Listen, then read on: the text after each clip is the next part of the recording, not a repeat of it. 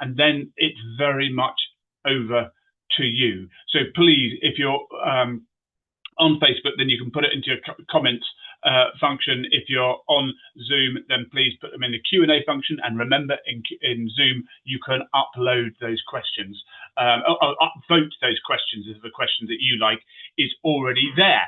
Now, remember, tonight's webinar is going to go onto our World Horse Welfare YouTube education channel. Every other one of our webinars that we've been doing since 2020 is there. So please use that as a resource, and you'll be able to forward this evening's or today's webinar around to other people who haven't been able to watch it live. Now, I am going to now share my screen, which is always probably one of the most tricky thing for me to do. And there we go. We'll put it into there. So that's how to train horses to load and travel. Now, before I introduce Justine, we've got a short poll question for you. Does your horse struggle with loading and traveling? And there's 4 options there. Yes, each time. Sometimes, no, they're good to load or travel, or I haven't traveled them yet, or you don't have a horse to travel at this stage. So give that some thought and let us know, because it's really helpful just to reflect on people's experiences for both Bridget and Justine to consider. Now, my next task, if I can move it on, is to introduce Justine, who is, I mean, in summary, a hugely experienced trainer and equine behaviourist. And obviously, we will talk about how you can find a proper qualified equine behaviourist during the course of this session. But suffice to say, Justine ticks all those boxes. And in terms of that trainer and education, she is the founder of Understand Horses, which is an online education platform. And that is going to be, a link to that is going to be put in the chat. She's a visiting lecturer for many UK universities, and as you can see there, a fear-free certified equine professional specialising in low-stress, welfare-centred handling and behaviour modification. So can we get someone more experienced? We cannot. And a quirky fact, which I do love about Justine, is the fact that she was once asked to appear in a video in the song In the Morning by the band The Coral, which is actually a band local to her, and she rode across the beach behind the band. She was very excited to see the final video until she realised that the whole film was animated. But it was a great song. So it's great to have you, Justine. Now, before I hand the floor over to you, Basil, do we have a response to the question? Look at that. So just over half of you have sometimes had problems, and just under a third, 3 in 10 of you, have got challenges each time you travel. So you've come to the right place, is all I can say. So thank you for joining us this evening, and thank you to you, Justine, for joining us. I think for the 5th time. You know what they say: if you don't want to do something again, do a bad job. You have done a brilliant job for 4 times, and I know you're going to do a brilliant job for a 5th time. So over to you. I was going to say no pressure. Okay, thank you so much for having me again. It's great to be here. Right, I'm just going to get my slides up. Okay, can you see that okay now? Yeah, good to go. Perfect. Okay, so this evening, we're going to take a look at loading and transporting horses. As Rowley said, horses are transported so much, and it is vital that we teach them to load and travel well for that reason. So they would travel for various reasons, including competitions or vet visits, or shows or events, or relocation to a new home. So even if you think that you're not going to transport your horse anywhere, it is vital that you spend time getting them used to the lorry or the trailer. And we also need to remember that safe and stress-free transportation is crucial to maintain their health and performance if we're going to do it regularly. However, completely understandably, horses may find that loading and travelling process difficult. So I just want to take a look at what we can do to ensure the safety and optimal welfare of them when they're traveling. So first, I want to take a look at what traveling is like from the horse's perspective. How do we think that they find that loading and traveling process? What factors could be making the experience hard or stressful for the horse? I mean, it is a bonkers thing to do. We're asking a prey animal to go into a tiny little tin box that's going to rattle. It's going to make a load of noise. It could be cold, it could be hot. It's a tiny space. So even from this image alone, which is a horse standing waiting at a show. Now, I'm completely aware that they're not necessarily going to be standing right at the back of the lorry like this. And more often than not, the horse would be behind the partition that is behind them. But we can see here that the horse is in a small space. They can't stand with their neck straight forward. And this often happens with big horses.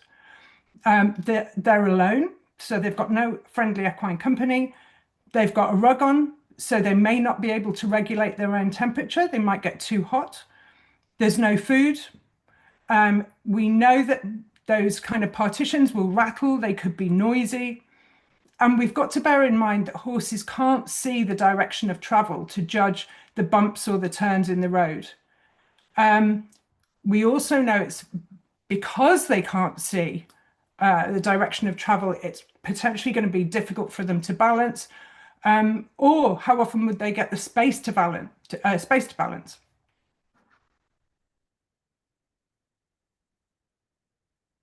Now, this is just a list of some of the potential stressors that I've put together off the top of my head for the horse. This is by no means an exhaustive list, and I'm sure that you will be able to think of more. Pain is a major factor, and a lot of the horses that I see for loading or traveling issues will have a physical condition. And if they do have any kind of physical condition, let's say in their neck or their back or their legs or their pelvis, we've got to remember that it's going to be very tough for them to balance. Traveling is very hard work physically. There's that constant movement and vibration. And we also need to consider that walking up the ramp might be hard. Fear is related to most of the things listed here, actually. Confined space, to smell, to sounds, to social isolation. But we've also got to consider what's happened on previous journeys or what's happened in the loading process previously. And what happens when they get there. I'm going to look at all of these things. Visiting vets or going to stressful competitions or having a bad traveling experience. Also, we've got to consider changes in light. Horses' eyes don't adapt to changes in light in the same way as ours do. So if you're taking your horse out at night and you've got and they've spent time in the dark outside and you've got a very bright trailer or lorry, they're not necessarily going to be able to see very well in there, and vice versa. So if if it's a very bright day and the inside of your lorry or your trailer is very dark, it could take 20 minutes or more for their eyes to adjust to that. So we're asking them to walk into a space that they can't necessarily see very well. Also, we've got to think about ventilation, the duration of the journey, and that they might get tired.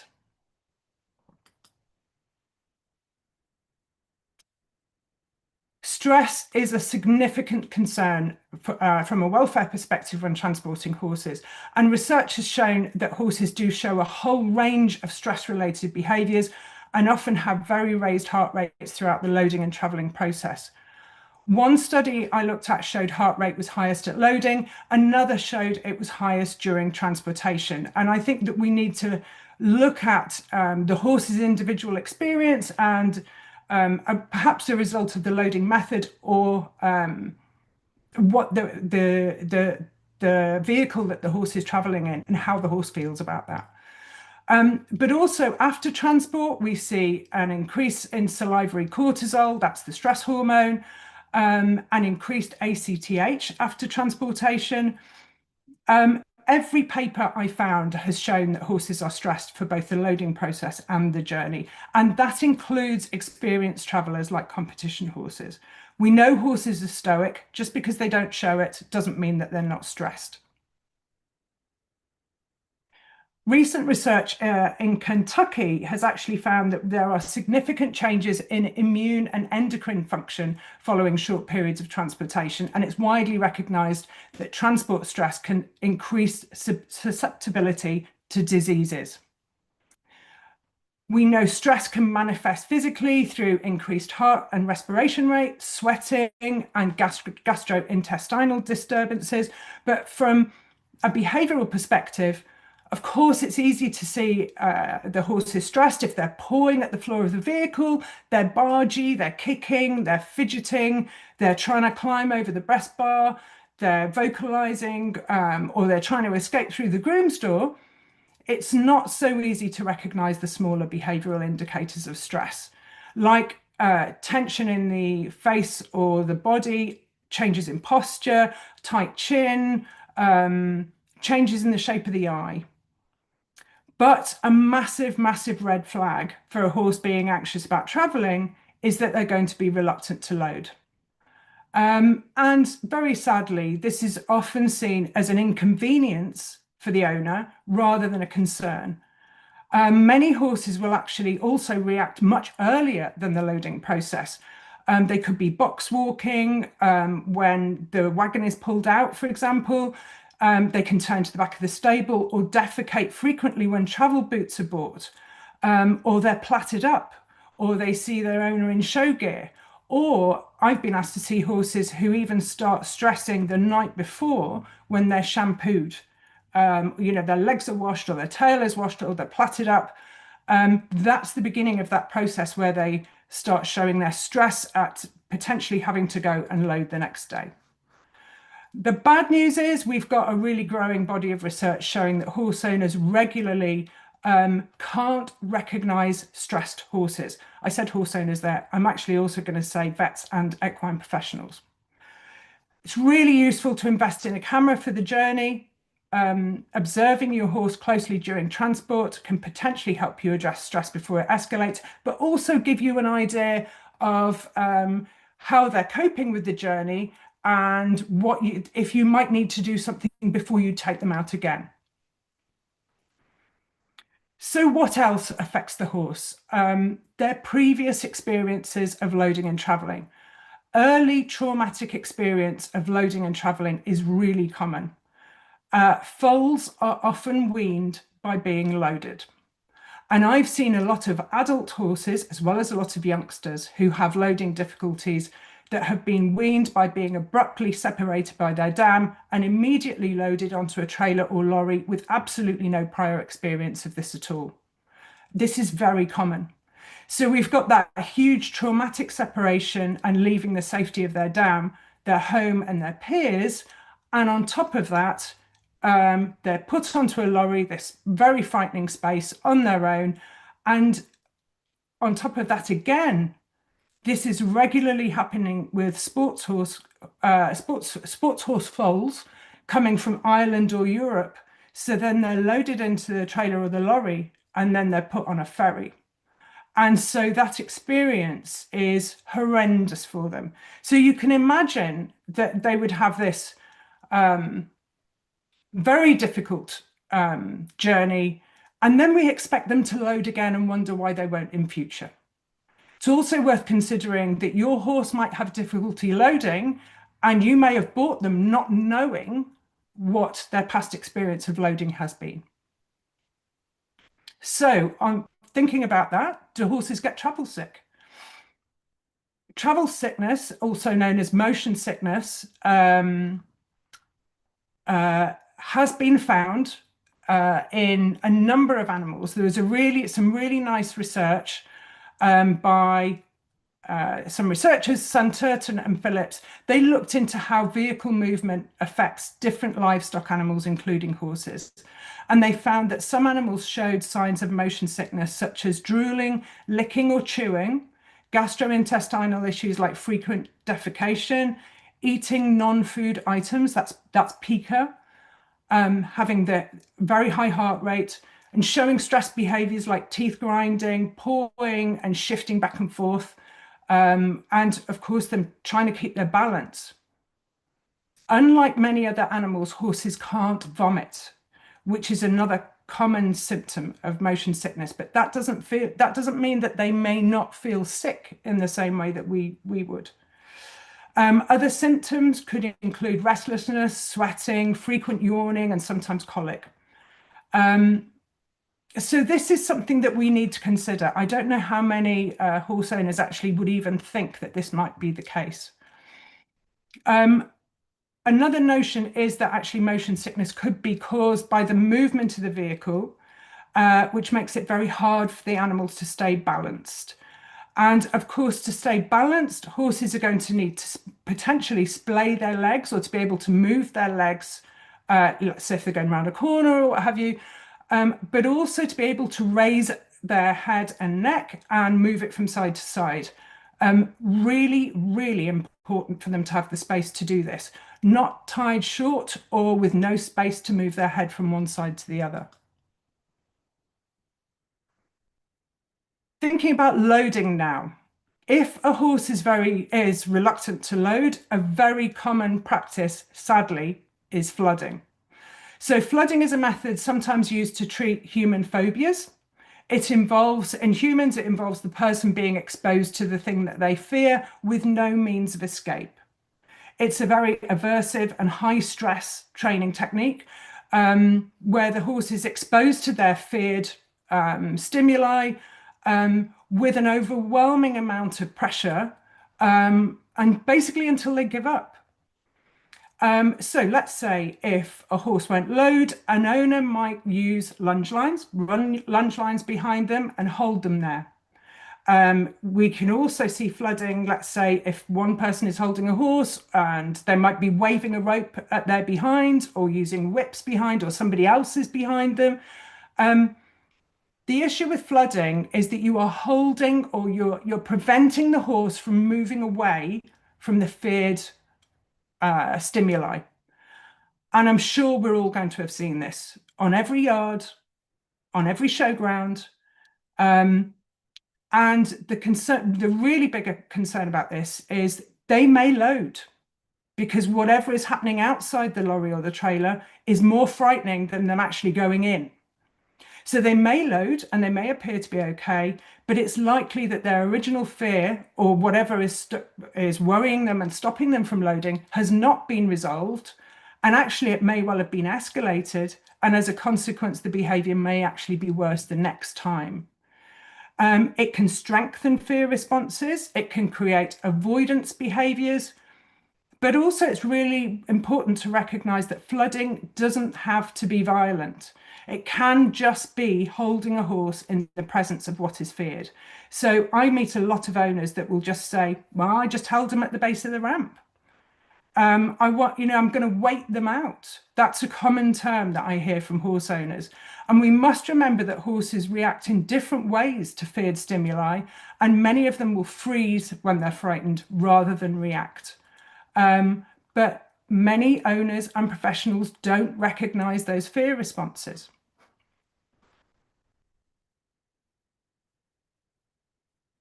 So, what might the horse learn? Previous experience can affect or determine the response of the horse to this whole transporting process. Classical conditioning is a really powerful method of learning in horses. So this involves associating a neutral stimulus, which originally would be this box, this vehicle, with either a negative or a positive outcome.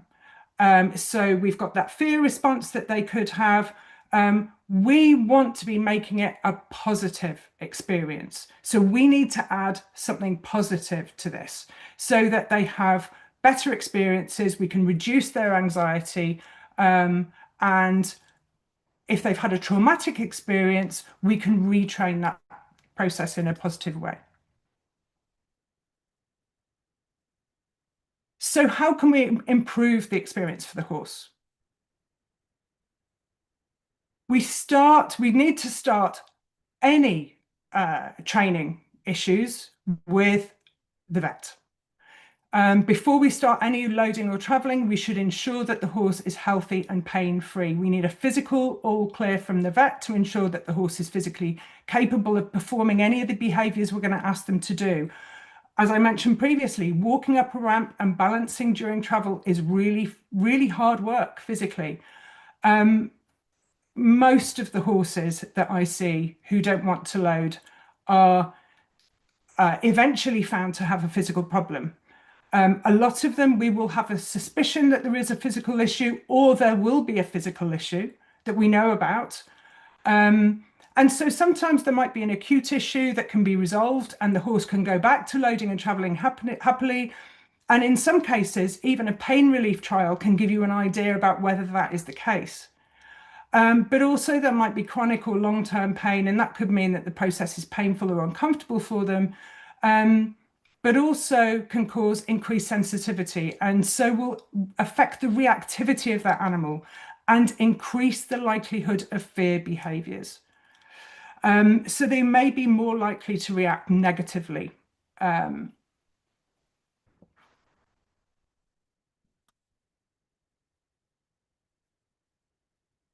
Think about a training plan. You're going to have to formulate a training plan. And this is going to be different for every horse and every circumstance. So it needs to be personalized to them. It's really important to do this. I know lots of us will just want to put the head collar on, go and try and load. But if you can actually focus your mind, write yourself a list of what you want the horse to do, it will give you a really good framework going forward. So the important things to consider is, what is your starting point? And so for this, I would look at what point does the horse stop and look at the trailer or the wagon, showing signs of tension or a change in posture? What point do they hesitate when you're walking them towards the trailer or the lorry? And this is your starting point. So that could be 20 feet away. So the first step on your training plan is that your horse is going to, let's say, be showing signs of stress 20 feet away from the trailer. That's your start point. Then what is your end goal? Do you want your horse to travel for 20 minutes to the local vet or to the local fun ride or pony club? Or do you want them to travel for 6 hours 3 times a week to go to polo practice? So you've got to consider the duration of the journey in the plan as well. And then I want you to break down the process down into as many steps as you can. Develop really clear criteria about what you want the horse to do, what you want the behavior to look like at every stage. It might sound scary to say, but I've got a basic 75-step plan for loading and traveling that I adapt for every single client. Now that might sound scary, but it is things like, can the horse stand relaxed at the base of the ramp? Can the horse stand relaxed with 2 feet on the ramp? You get the gist. And so you're going to break the process down into as many steps as you can. Keep a training diary. Make note of what you've achieved in each session, the conditions on the day, and the horse's behavior. Be prepared. Thinking about smell, the horse's sense of smell is so much more advanced than ours is. And if you are going to have lots of horses traveling in whatever this vehicle is, think about the smell of droppings and urine from previous journeys that could be giving information about fearful or stressed horses that we're unaware of. If you can jet wash the vehicle down after each journey, that's fantastic. I know not everybody can do that. But also think about loading in a safe and secure environment. Close the gates in the loading area if you can. Check for sharp edges and loose objects. Make sure that your vehicle is safe. There is lots of information online about safety of trailer and lorries, and of course they can be serviced for that. We especially need to think about that in older vehicles. There should be non-slip mats on the floor and on the ramp, and even things like bedding, like shavings, can encourage horses to go in. Also, we need to think about safety for humans. So handlers should be wearing hard hats, gloves, and decent, strong boots. Start in a quiet environment. This is so important. I see so many people trying to load their horse in a really busy environment that the horse is going to be stressed already. So start in a quiet environment, make it as easy as possible for the horse to start with. Minimum number of people present, minimal number of distractions. You want a calm horse to start with. Have all your equipment prepared and ready. Have food and water available in your training area. Ideally, I would say you want a calm horse friend to be present as well. Ensure that your horse has got space to move away. And this sounds a really silly thing to say, but focus. When you're going through this process, be paying attention to your horse, not be disrupted by somebody else talking to you or being on your phone. So just thinking about techniques, we pushed for time tonight. I'm just going to talk you through the process that I use. But we need to remember the horse needs to go up and down the ramp in a straight line. And if your horse doesn't know how to lead in a straight line, then you shouldn't be trying to load them. So we need to ensure that they can lead beforehand. They're going to need to be able to walk halfway up the ramp, stop and stand and continue on, or reverse back down. And if it's a lorry, they're going to have to turn round. So they need to be able to do all of that, move over sideways on the ground before you start asking them to do it in a crazy tin box. Most of the horses I meet actually can't walk in a straight line. They don't stand on cue, they can't reverse, they can't move around. So we do need to train that before we start the loading process. Key strategies include using positive reinforcement, so rewarding horses for the desired behaviour and going at the horse's pace and ensuring that the vehicle is inviting. It's also really beneficial to practice loading regularly so horses become accustomed to the process. So my go-to method, if I'm working with clients, is systematic desensitization and counter conditioning. And I'm showing you here using feed bowls. Now, this wouldn't be my starting point. I would work out, as I mentioned previously, what is the point that the horse is starting to show anxiety or worry. And I'm looking at really early signs, so changes in tension in the face, for example. And that's going to be the point that I'm going to give them a feed bowl and I'm going to have them relaxed about that. And then I'm going to turn them away or I'm going to ask them if they'll go a little bit closer. And then I'm going to potentially put another feed bowl at the point that they've moved forward to.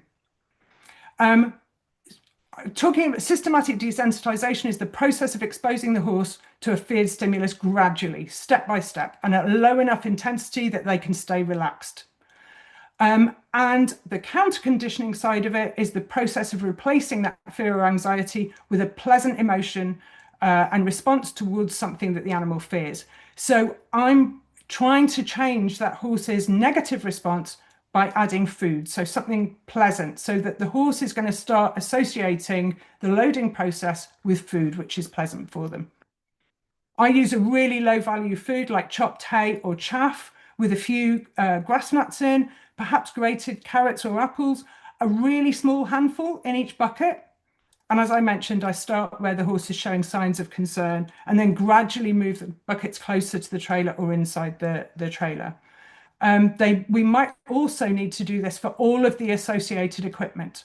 So for travel boots, for pole guards, as I mentioned, if you're gonna take a pole guard to your horse's stable and they're going to start box walking or fidgeting, you're going to have to undo all of that as well. So that perhaps this would be the next step, that we're going to have a feed bowl on the ramp. The key is, because we're using food, it is very easy to put the horse in a situation where they might feel conflicted, that they really want the food, but they're still scared. So it is so important to be recognizing early signs of stress in the body language. Once they're on, we can start practicing that they walk on, they have a feed, they walk off. Lots of people might use clicker training, they might use a target. I'm only sharing this process with you, this is what I would do with clients. I wouldn't leave clients trying to clicker train their horse on their own. It's much easier for them to follow this plan if I'm not present. Another technique that I would use if owners don't want to use food or the horse is over aroused about food is something called CAT-H. You might have heard of that previously. So this is called Constructional Approach Training. And it's an adaptation of constructional aggression treatment, which was actually developed in applied behavior analysis previously. So it allows the animal to control distance from a trigger and it reinforces calm behavior. So how it works, instead of pulling or pushing the horse towards the trailer, the horse is going to approach the feared stimulus without pressure.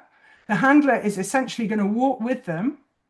And at the very earliest signs of worry, they're going to ask the horse to stop, wait until they soften and they start to relax, and then turn them away. Give them a short break and then bring them back. And over repetitions, the horse begins to offer more approach behaviors. So this is my wonderful colleague, Lauren Fraser. She and I went over to stay with her in Canada, and we spent a morning working with her horses. And this little horse was quite anxious about the trailer. So we started trying CAT-H with him. And really, hang on, I'm trying to play the film now, and it seems like it doesn't want to. So Lauren is asking him to walk forward. And of course, in Canada and the US, the trailers don't have ramps. They have this step up. And so she's watching for signs of stress. He's hesitated, so she stops, gives him a scratch, and then turns him away. Now, what's really interesting is over repetitions, the horse begins to offer more approach behavior, and perform carefully. This process means that the horse can very quickly realize that they actually have control over the situation, because as soon as they start to show signs of worry, you're going to stop and you're not going to ask them to do anything more. And so they can gain confidence really quite quickly. So I've got the next step here, if this is going to go forward. No, hang on, sorry. Next one, here we go. Okay.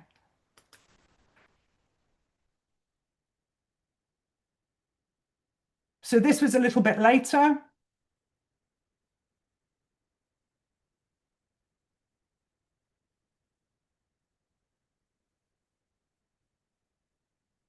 And you can see he's walked that bit further forward, and she's just going to let him investigate.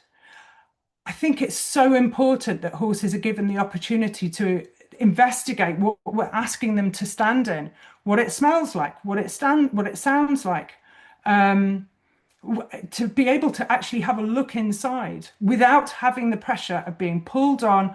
And of course, what we tend to do is, if we manage to load them, we really quickly put the ramp up, and what are we doing? We're flooding them in the trailer again. So CAT-H is a really useful technique. I just wanted to add this because I think this is so lovely. While I was with Lauren, when we were getting ready to work with her little chestnut pony, she'd parked her car and her trailer in the arena, and the horses were loose. And some of them were very anxious, and it was quite interesting to see them see that the trailer had come out. A couple of them started defecating and looked really worried and snorting and that kind of thing. We left them to it, and within 5 minutes they were all in and out on their own. And I really do think if you've got the opportunity that you can safely leave a trailer in a field, not necessarily with a car. I will also say that, honestly, after 10 minutes, one of them was chewing her windscreen wipers. But giving them the opportunity to investigate on their own, at their own pace, is so important. And it was fantastic to see this. And we're going to be reducing stress this way. So we've managed to load the horse. They're relaxed and positive about that. How can we make the journey itself easier? We need to, again, think about just raising the criteria one at a time. So we've got lots of different criteria, not just being in that confined space. We've got an engine going on, so we've got the sound, we've got the vibration, and then we've got movement. So you could stand the horse outside the wagon or the trailer, and you can turn the engine on to get them used to that before you actually load them with the engine on.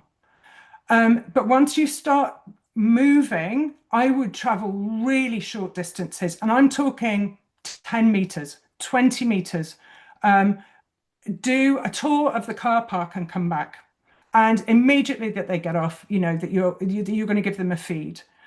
Calm equine company that the horse gets on with is ideal, really. Research has shown that playing classical music during transport can have a calming effect. Similarly, lavender aromatherapy has been found to lower heart rates and induce calm in some horses. I've had owners use a lavender spray to try and reduce stress levels. I wouldn't say that many of them have seen much of a difference, but it may well help some horses. It might be worth considering. Remember, you're going to tie them up with a breakaway ring, and make sure that you use a quick release knot in case anything goes wrong. There's quite a lot of research showing that position during travel can significantly affect their comfort and safety. And most of the research suggests that horses travel best if they're facing forwards or backwards rather than sideways or diagonally. Forward facing around allows them to brace themselves during stops. And backwards facing might offer more comfort over long distances as it reduces neck strain.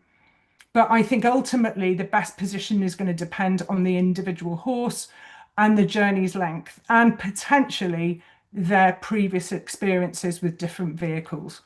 Make sure you've always got hay available. If I'm thinking about the loading process, I stick carrots in the hay net. I've had owners hang feed bowls over breast bars or make little food bars to sit on the breast bar for travel. One client of mine, so this is on the right here, this horse actually wasn't that worried about loading, but I wanted to show you this. He was very concerned about being tied up. And so his owner created a lick mat for him. And so this is just a human grade chopping board. I don't mean we're going to chop up the people, but you know what I mean. It's just a human chopping board, and it's actually got peanut butter on it. You could smear it with apple puree, or this owner tried Marmite, which this horse loved, believe it or not. Horses do eat nuts, but I wouldn't give them an enormous amount. So only a spoon a week, I would say. But you can use apple puree. Baby purees are fantastic, like carrot puree and things like that. And so it really helped him when he was tied up, and she put it in the trailer so that he could have that while he was traveling. Couple of minutes, Justine, is that right? Yeah, that's fine. Okay. So just very briefly, I haven't mentioned anything like ferries or flying, but plan your journey effectively.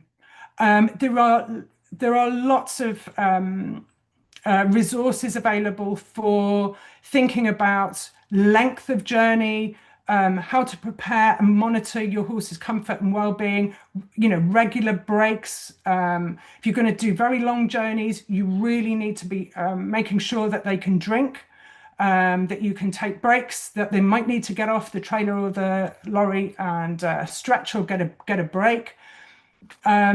And of course, even we're going to have competition horses, they're going to have overnight stops. One of the most important things to consider for this whole process is what happens when they arrive wherever they're going. If they're going to have a bad experience, then the next time they're going to be reluctant to load again, because they're going to have associated that awful experience with being somewhere and something very negative happening with the process of them getting on the lorry or the trailer and going away. So if your horse starts having problems loading, I would absolutely recommend think back to what happened the last time you loaded and traveled them. Thinking about calmers or psychopharmaceuticals, there's very mixed evidence, not an enormous amount to show that there's going to be much over the counter that can help you calm your horse to load them. And to be honest, if you need a calmer to load your horse, I would say that your horse needs more training. You need more, they need more time. But I know that Bridget is potentially going to talk about how to deal with emergency situations. And I would recommend that my clients go to a vet and look at sedation realistically, if you're going to have to deal with getting your horse perhaps to a vet hospital at great speed. The whole process requires careful planning and consideration of not just their physical, but their psychological needs. It's our responsibility to be training them for a safer and more comfortable journey. And thinking about training, this is not just about what works, but also about improving the equine's welfare. The more relaxed they are, the safer they're going to be.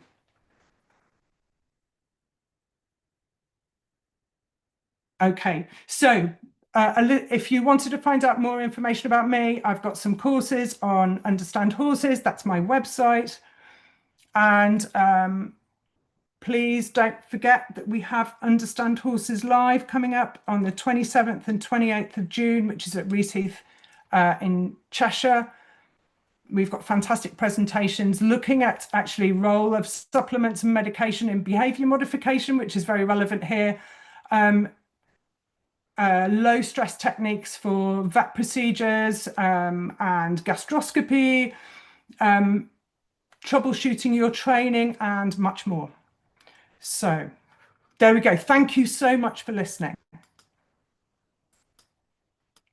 Justine, thank you. That was absolutely superb. I just love the practical and the very logical sequencing of that. I was wondering what nutritional deficiency would be from eating windscreen wipers, but that's another story. But no, that was absolutely brilliant. And already some great questions are coming through. So please, if you're put your questions in the Q&A, upvote the questions there if you're interested in them. And just remember, this is obviously the penultimate one of this webinar series, and the last one is going to be on a little later, Wednesday, the 18th of March, and there we will be exploring how to assess equine welfare using the 5 domains model for animal welfare assessment with animal welfare scientist Jill Fernandez. Jill is brilliant. She's been doing some work with World Horse Welfare, and you'll find that really, really informative. So we'll put that in the chat function for you to sign up to on Wednesday, the 18th of March. And just as always, it's lovely to see where everyone's coming from. And people are coming from all across Scotland. And I got very excited at one stage because actually I do love Perth, but I thought it was Perth, Western Australia. But Perth in Perthshire in Scotland is equally nice and gorgeous. So from across Scotland, North Wales, East Anglia across England, and then right across Europe, including Italy, Holland, Serbia, and Germany, to name a few. So now what I'm going to do is share my screen, and I will just introduce our second panelist now to join Justine, and that's Bridget, who is a World Horse Welfare Field Officer and has been that for over a year. But before that, she was a self-employed equine behaviour trainer and a horsemanship coach, and prior to that was a police officer. Now, she's had all sorts of experience, as you can see from the slide here.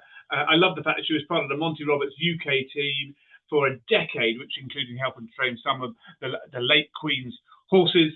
And she has helped hundreds of horse owners and horses and their owners in all manners of training issues, always seeking to work in harmony with the horse and create better understanding between horses and humans. And has not only worked in the UK, but also worked in Kenya and Costa Rica. Costa Rica, where World Horse Welfare does have a project. Now I'm going to stop sharing my screen. Bridget, it's great to see you this evening, and we're just going to start off with a few structured Q&As. Remember, please do bring your questions in and we'll get on to them very shortly. Justine mentioned this, actually, Bridget, but from a World Horse Welfare Field Office perspective, how do we tackle loading and travelling horses that are unhandled or semi-feral? This question in two parts, if I'm allowed to do that. And I'm going to start by saying that very often we are working in circumstances which are far from ideal. So I've spent the best part of 20 years in private practice, saying very similar things to Justine in terms of you've got to think about the footing, you've got to think about the area, we've got to think about safety. I wouldn't want to be loading from knee-deep mud or on concrete. But when we're working in welfare environments, sometimes that's what we've got and that's what we've got to work with. So it's a very, very different prospect. And we are often working with large numbers of horses and often large numbers of horses who are either unhandled or completely feral. So one of the things that we use a lot in those situations are mobile round pen panels so that we can actually keep the handling as minimal as possible. And yes, the panels themselves might be quite stressful to the horse, but we will think in terms of where are the best places that we can set panels up? Can we put them in places where the horses are used to being fed or used to travelling, places that they might naturally want to go?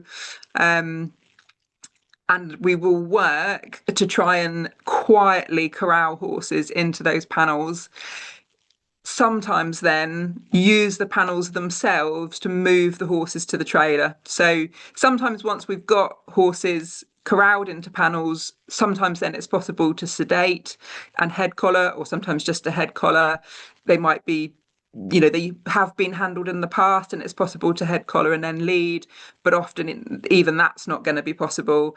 And we will sometimes use quite elaborate setups, creating, funnels or channels which are going to guide the horses from where we've been able to initially corral them, sometimes quite long distances down to the vehicles that we need to load into.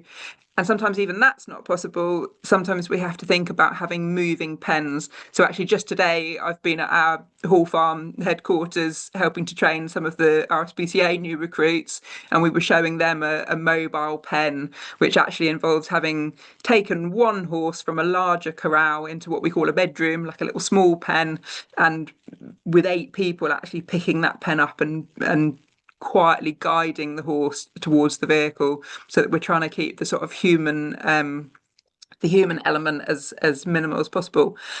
That said, we're really talking in those situations about the cases where time is of the essence. We perhaps haven't got access to the horses prior to the day that we are actually thinking of loading and moving them. But there are cases where we're working more in what we would call an owner support kind of role, where we perhaps do have a little bit more preparation time. And that's something that's certainly very close to my heart, that we actually do what we can, where it's possible, to get some training involved. A colleague and I had a case recently where we were working with a completely unhandled 4-year-old stallion. He'd never had a head collar on before, but over the course of a few sessions, I was able to go in, put a head collar on him, and then we set up situations where we actually did a little bit of practice leading. We introduced him to the vehicle prior to the day that he was going to have to move. So there are sometimes, if we possibly can do that good practice and training, then absolutely we will. Now, we've got a lot of questions coming in, so I'm going to dive into those. But just pick up on what you've said there, Bridget, lack of time. Another situation where there is lack of time is an emergency situation, and Justine mentioned that. How, in a situation of a veterinary emergency, whatever that be, laminitis, colic, or how can they make the experiences low? How can an owner, in what is a very stressful experience for owner, but especially for the horse, how can they make that as low stress as possible? Again, if I can, I'm going to do that in 2 parts. And I'm going to say the first thing is, I think sometimes we don't give enough thought to how much practice we could do. I know there are those genuine emergencies, but even if you don't have a vehicle yourself, there is an awful lot that you can be doing to prepare a horse for the elements of loading. So similarly to what Justine has said already, we need to be taking the individual components and breaking them down. So does your horse lead well? Can your horse put their feet on a surface they're not sure of? Can your horse walk into a narrow space? Can your horse walk under something low? Those are all things that you can have practiced or trained long before they've ever seen a vehicle. So not having a vehicle is not an excuse for not having done some preparation. That said, you might literally have just bought a horse 3 days ago and it's, done something awful and you've got to get it to the vet. I appreciate that. I completely agree with Justine. We need to be getting the vet involved in those situations. Sedation might be appropriate. Psychopharmaceuticals might be appropriate, but there's also lots that we can do just in terms of being thoughtful, thinking about the positioning of the vehicle. Can we have the vehicle placed so that the horse is loading towards its friends, for instance, rather than going away from its friends? Lighting, as Justine said, horses take their eyesight's very different to ours. They take a long time to adjust from light to dark or dark to light. So, if we're loading in at night in the dark, our human brain might say, oh, the best thing I can do is make my vehicle really bright and light. But actually, for the horse, that might make things worse because they're going from a dark area to a light area. They can't adjust in time. So having a good understanding of how horses, what their makeup is, can just give us those extra opportunities to make things easier. Think about your footing. Think about your positioning of your vehicle as somewhere that you can put it that actually you're just quietly reducing options without putting a lot of stress on the horse. So, if you've got a natural funnel somewhere on your property where you've got some nice safe hedging on either side, something like that, where you haven't got the time to do the training, but can we just, with minimal pressure, be guiding the horse towards the appropriate response? And, where possible, can we be using positive associations? So making sure we've got food on the trailer, if that's possible, from a veterinary perspective. Bridget, thank you for that. Again, lots of really practical and actually planning is obviously the word, isn't it? Planning and preparation, and in most occasions, I think we're saying you can actually prepare better than you might think, and that's clear. Brilliant. So listen, thank you for your questions. Keep them coming, but do remember to upvote them. Now, Susan's asked a question, and actually there's quite a few here along a similar vein, Justine, around my horse loads but panics when I close the back bar or ramp. He then reverses out fast. What can be done in those kind of situations? Okay, a really common problem as well. And this is where this step-by-step plan becomes the most useful, because clearly he's fine, he's happy to walk in, but his issue is going to be something closing behind him, or potentially the ramp closing behind him and him being shut in. Now, so I would say that part of your training needs more work. And lots of owners might, as I mentioned before, go through this process and think, well, he is in, quickly, let's get the ramp up, and then we'll take him away. And each time that's happening, that might be increasing his fear response. So I would say that you need to be at home working at that stage. So spending 3 or 4 training sessions, seeing what happens if I bring the back bar over 6 inches and feed him and then let him get off. And so start doing that very, very gradually, a little bit at a time, so that he starts to realize that it's not as scary as he thought it was, So I would say that this is about working on that training, training that particular problem. And Bridget did a brilliant job there of talking about things that you can do without actually including the wagon or the trailer. So you could actually set up a similar situation in your arena where you've either got hay bales or you've got jumps set up, so you've got a narrow space, and you get him used to closing something behind him in that environment, so that you're removing the trailer environment and getting him really happy to have something shut behind him. It might be that he's worried about something touching his hindquarters in that situation. So you can practice that away from the trailer too. Brilliant. And it picks up on something we were chatting about beforehand, wasn't it, Justine? The fact that actually this is coming up to quite your busy time, because lots of people think, oh, it's springtime, I'm time to travel my horse to go to X, Y, and Z. But we've just had sort of 3 or 4 months where we could have been doing so much of this work. Absolutely. And I think that I do really think this is such a difficult process for a lot of horses. And they might have loaded well at the end of last year, but if you're going to give them 4 or 5 months where you're not going to do anything, they may be a bit sticky about it coming into this year. It is such a good idea to just practice, as Bridget said, every couple of weeks if you can, or even once a month. Take them, give them a feed on the wagon so that they're used to it before you're not thinking, oh well, they loaded last time. I'm going to go to a show on Sunday. I'm sure that he'll load again. You know, we need to be practicing this. Bridget, Harry's asked an interesting question. I see lots of videos from people lots of videos online who train horses to load in what appears to be a single session. Can you comment on whether that works?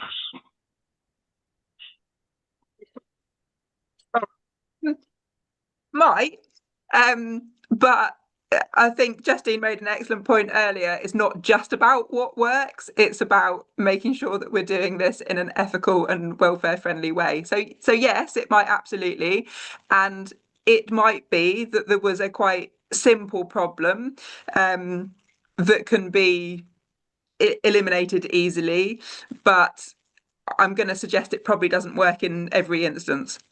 I love that.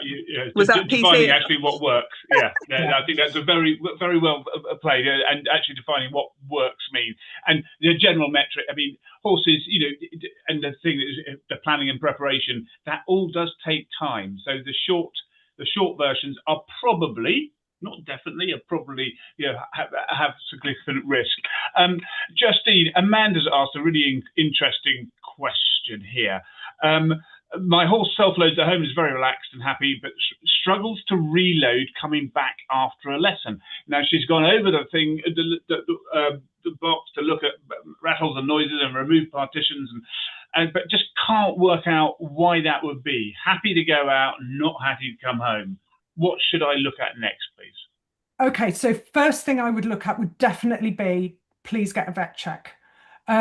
We do need to consider they might be quite happy to load at home. Then there might be, if it's uncomfortable for them to be balancing, they might feel uncomfortable by the time they've arrived wherever you're going. And if you've ridden them or if you've done something, then they're feeling uncomfortable and they don't want to come back. So my first recommendation would absolutely get a vet check. But the other thing that's interesting is it is really worth considering loading them in different environments. Now, even if that can be different parts of the yard, or if you move your trailer, I don't know, 50 meters away from the yard, often we will load horses in one place and we expect them to kind of generalize that it's safe in all environments. And I think the research has shown that they need to be loaded in 5 or 6 different environments to be able to generalize and think this situation is safe everywhere. So I would also recommend practicing even in different situations on the yard, or try and take your trailer somewhere else and try practicing that. Wonderful. Thank you, Justine. And I should have said, Basil's been working really hard. On the chat function, there's an advice page for World Horse Welfare and travelling your horse safely, given us Justine's website and Understand Horses website. Obviously, a link for the sign up for our next webinar in a couple of weeks, next month. But also picking up on what Bridget was talking about, there's a couple of videos there about how we round up horses in challenging situations, including one where multiple agencies rounded up 70 horses. So please do take a look at those. Bridget, Emily's asked, how would you go about improving the experience for a horse that scrambles or lays down during transport, and what could the possible reasons be? So that is definitely a fear response, I'm going to say. Horses are into pressure animals, so we can train horses to move away from pressure, but a worried horse will revert to their instinct, and that is to push into pressure. So generally what happens when they are scrambling is that they've moved slightly, probably just to rebalance themselves. They've met the side of the trailer or the partition, and they've had a panicky into pressure response. So they've pushed into the wall, they've pushed and pushed and pushed, and actually their legs go from under them. So that's referring back to all of the things that Justine's talked already. You know, more time, more training needed, but also possibly more room. So I think you know, our human brains go to squeezing horses up, putting them in smaller spaces. That's going to be what keeps them upright. But actually, generally speaking, and it's, you know, there's never 100% with any of these things, but generally speaking, more horses travel better with more room. So it might be that with a little bit more room, they're not so likely to meet the sides or meet the partition, and you're going to be less likely to get that scrambling. But be aware that's a horse that's, you know, genuinely worried by what is happening. Thank you, Bridget. Can I Justine, just do you want to come in there? Yeah. I've been asked to see quite a number of horses that lie down when they travel, and I absolutely agree with Bridget. That's a brilliant, brilliant response. But I was going to say, in relation to why it might be as well, I've been asked to see horses who have been loaded using an electric cattle prod, that have had jet washers on their hindquarters, and that have been lifted onto lorries. Now, if we're talking about flooding, or, you know, these extremely aversive experiences, so in those three cases, the horse did load and then they just lay down, and we're talking about complete learned helplessness here. And so what can, as Bridget said so beautifully, what can we do to help them? We're going to need to retrain the process again.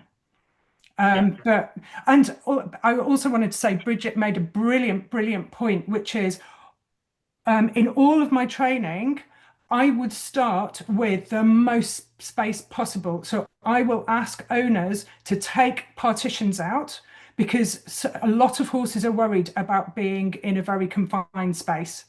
So if we start with the biggest space that they've got, we're making it as easy as possible for them. And then one of the criteria we're going to introduce to make it a bit more difficult is then we're going to add the partition. So fantastic from Bridget there. Yeah, I would also think about giving them as much space as you can. Excellent. Great teamwork going on. Love it. Liz has asked a couple of questions, Justine.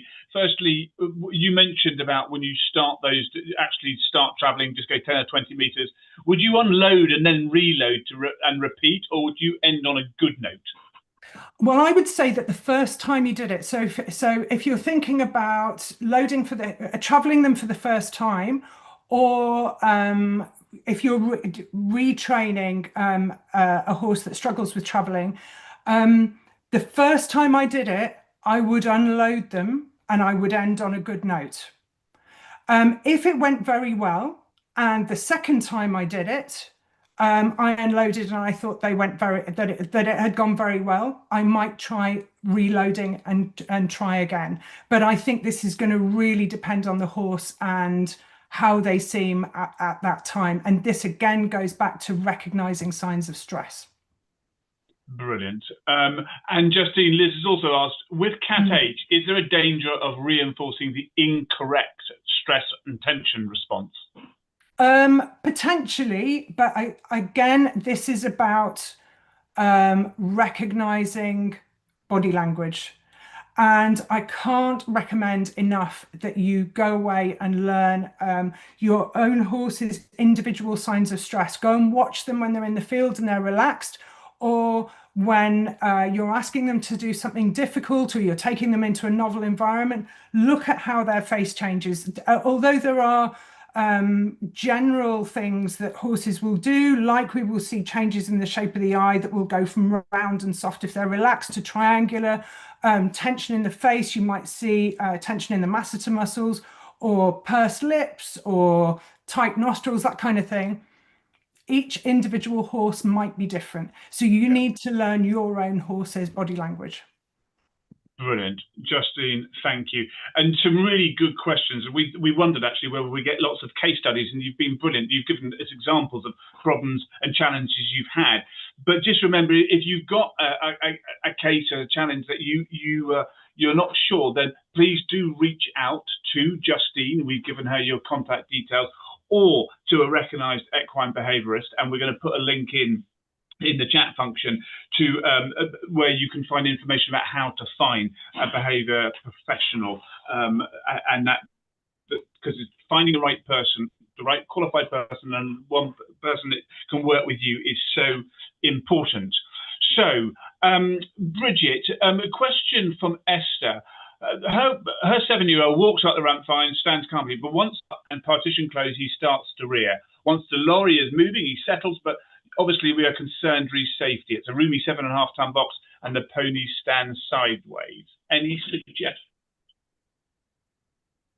Defer this one to Justine, but I mean, I think it goes back to all the things that we've been saying. You know, clearly he's doing what he thinks is right. He's trying to perform for you, but he's clearly worried about the situation, the fact that he's rearing once you're on there. So that again is going to be trying to reinforce the right responses. So it might be that he goes on for a very short period of time and then you bring him off. So you bring him off before you start getting that negative behaviour, and then you're gradually increasing the time that you ask him to stay, and counter conditioning with something positive like food. So if he can stand quietly for, you know, the first time might be 10 seconds, the second time might be 30 seconds, you're giving him something positive, bringing him away and asking again, and gradually, incrementally asking for a little bit more. But again, it's, you know, the human temptation is to let's quickly shut up and get going. And I can see, you know, why we would want to do that, but we are just papering over the cracks. We're not actually solving the problem. Yeah, excellent. Thank you very much, Bridget. Justine, a question in from YouTube. My horse isn't interested in treats or food. What else can I do to make the experience positive? That's a really interesting question, because horses actually won't eat if they're scared, or lots of horses won't eat if they're scared. So I would be questioning whether the owner is that the horses actually are far more scared than the owner is thinking. And I would suggest going back a step or two. Of course, all horses eat. So if they're not eating in that, would they eat it in a different environment? Is it just that they're not eating in the presence of the lorry or the trailer? So that would be what I would be looking at. You can use Cat H, as I mentioned previously, if you're worried about not using food. But of course, it's not necessarily going to be making that experience as positive as if you are using food. But you could also do something like create a lick mat, as I showed you earlier, put it in the horse's stable, make sure that they're happy to have it in the stable, and then put it somewhere near the trailer and see if they're going to have it there. So think about changing context. Brilliant. Thank you very much. There's just a handful of questions left. Very quick one from Poppy to you, Justine. During Cat H, would you allow the horse to walk away if they wanted to? Absolutely. They've got to be free to leave. The horse has got to be in control of the process. Yes. Brilliant. Rita has asked Bridget, 2 ponies on a nature reserve, one of whom is very feral, almost feral, very nervous, difficult to catch best times, not an easy environment, previously had a bad experience loading and travel. They're going to be moved soon. Is it possible to hire mobile panels to help corral them first? Would sedation be appropriate? Lots to unpick there. Yes, it's possible to hire mobile panels. I'll be careful what I say. It might be something World Horse Welfare might be able to help you with. Would sedation be appropriate? Possibly, yes. I mean, I think wherever possible, training is preferable. But there are those situations where you just haven't got the right facilities and you're not going to be able to train safely. But the horses do have to move, and certainly that happens in, you know, the welfare world. Then yes, sedation might be appropriate in those circumstances. Brilliant. Thank you, Bridget. And Basil's put the link to a behaviour professional so you can find out where you can get further help for your horse. And then finally, Justine, Marianne has asked, her horse loads and unloads fine. The only time he starts moving his legs, though, as he wanted to run, is when the trailer goes round a roundabout. Oh, that's such a good question. So my first thought is, again, vet. Because I'm thinking that he's okay traveling in a straight line, but perhaps if it's turning and he's got to balance, that there might be a physical issue there going on. I have seen that in some of the horses that I've been asked to see, that they struggle going around corners, and then we found out that there might be a pelvic problem or a hind limb issue. So first thought would be a vet. But then you could also practice. I would get a camera and I would think about trying to do journeys where you're on a straight line. You're going to have to map it out, but where you're on a straight line where you've got very gradual turns and work up from there. That's a difficult situation to deal with, though. But first recommendation: go and ask your vet to have a look. Brilliant. A question I didn't ask you earlier as we wrap up, Justine. In your experience, what's the most common reason for horses being reluctant or scared of loading and travelling? In my experience, I would say the majority of the cases I see, and I haven't counted, but I would say it's probably more than 75%, is that there is a physical issue. And on top of that, we've also got to consider that we're going to have a fear response that's potentially associated with having to do that whole process with a physical issue. Now, I would imagine that some of those horses might well cope with the physical issue, but because they might have been reluctant and they've been pushed on, they've got that learned experience of the whole negative process, as it were. So absolutely, I would say it's a combination. I'm kind of sitting on the fence here a bit. It's a combination of pain and fear. Yeah, brilliant. Thank you very much. Well, listen, thank you to both of you, Justine and Bridget. I'll come to you for your closing comments. Please remember, March the 18th, we will be exploring how to assess equine welfare using the 5 domains model for animal welfare assessment, and that's with animal welfare scientist Jill Fernandez. And Basil will put that into link to sign up again. We've, as ever, and metaphorically, we've travelled maybe only 10 or 20 metres. But Bridget, what would your sort of final thoughts be about what we've discussed? The take home has got to be the preparation. You know, you can't do too much preparation, and it's so worth putting the time in, because it's so easy to get it wrong and to essentially create, you know, a trauma in a horse, which is then very, very hard to undo. Much easier to get it right in the first place than be trying to undo something that's gone wrong. Brilliant. And I should have said it, I'm going to be told off, but we also in terms of future webinar series, we are looking to get your views. So please do, we put in a quick survey there for you just to fill in, and it would be great to get your feedback for when we start planning for the future. Thank you for that, and sorry for missing that earlier, team. Justine, what are your take-home messages? Yeah, I'm just going to add to what Bridget said. Practice, practice, practice. And let's try and make the process as positive as we can for the horse. I am reminded of the P acronym: prior planning and preparation prevents poor performance. There are some ruder variations of that, but we won't do that. But I mean, that does really sum it up, doesn't it? It is all about prior planning and as much as we can. And I love the ideas. It's just not about having a vehicle. Just because you don't have a vehicle doesn't mean you can't do anything. You can actually do most of it, and the vehicle is just the bit at the end. So I think that's been hugely helpful. Thank you to everyone for joining us. Thank you for some brilliant questions. And Justine and Bridget, but Justine, I'm afraid to say you've done another good job. So number 6 is calling, and Bridget, number 2 is definitely calling. So thank you very much to you both, and we'll look forward to seeing you next month with Jill Fernandez. Take care. Thank you. Goodbye.